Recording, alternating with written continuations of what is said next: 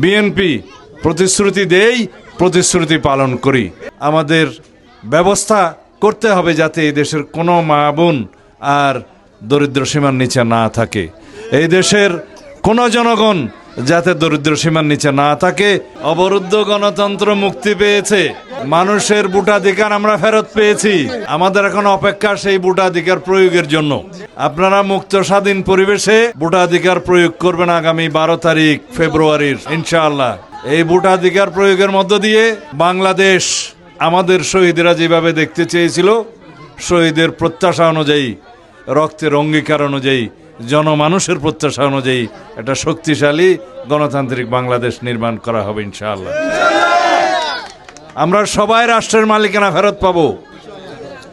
গণতন্ত্র যদি সুপ্রতিষ্ঠিত হয়, আপনাদের ভোটাধিকার প্রয়োগের মধ্য দিয়ে এই দেশে প্রত্যেকটা মানুষের গণতান্ত্রিক অধিকার নিশ্চিত হবে, মানবাধিকার নিশ্চিত হবে, সাংবিধানিক অধিকার নিশ্চিত হবে।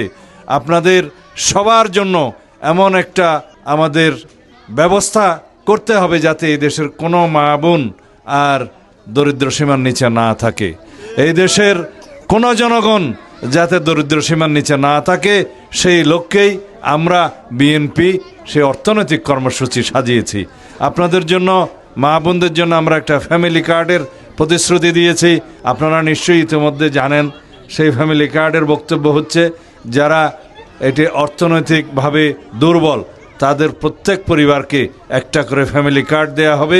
যে ফ্যামিলি কার্ডের মালিক হবে সেই পরিবারের প্রধান যে মহিলা তিনি, তাহলে তার ক্ষমতায়ন হবে, তার মর্যাদা বৃদ্ধি পাবে, সামাজিক নিরাপত্তা বৃদ্ধি পাবে এবং সেই হিসাবে সে সম্মানিত হবে, পরিবারের মধ্যে তার সুরক্ষা হবে। তাইলে নারীর ক্ষমতায়ন করার জন্য, মর্যাদা বৃদ্ধি করার জন্য, অর্থনৈতিক মেরুদণ্ড সোজা করার জন্য, অর্থনৈতিকভাবে সচ্ছল করার জন্য আমাদের সে অঙ্গীকার আছে। কৃষকদের জন্য আমরা কৃষক কার্ড দেব, তার মধ্য দিয়ে সে ন্যায্য মূল্যে কৃষি বীজ, সার এবং সমস্ত কৃষি উপকরণ পাবে। তার উৎপাদিত দ্রব্যেরও ন্যায্য মূল্যে সে বিক্রির ব্যবস্থা করতে পারবে, আবহাওয়ার রিপোর্ট পাবে, সমস্ত কিছু পাবে। এই কৃষকের মধ্যে মৎস্যজীবী এবং পশুপালন যারা করে তারা সবাই অন্তর্ভুক্ত থাকবে।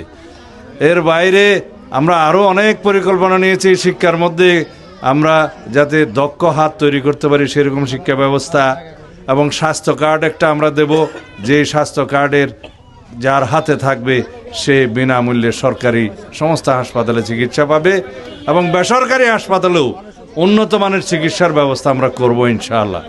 এইভাবে আমরা সমস্ত পরিকল্পনা সাজিয়েছি এবং জনগণের কাছে সেটা আমরা বিলি করছি। আমাদের সেই পরিকল্পনা আপনারা নিশ্চয়ই ইতিমধ্যে পেয়েছেন। আমরা বিএনপি প্রতিশ্রুতি দেই, প্রতিশ্রুতি পালন করি। এদেশের মানুষ বিএনপিকে বারে বারেই ভোট দিয়েছে।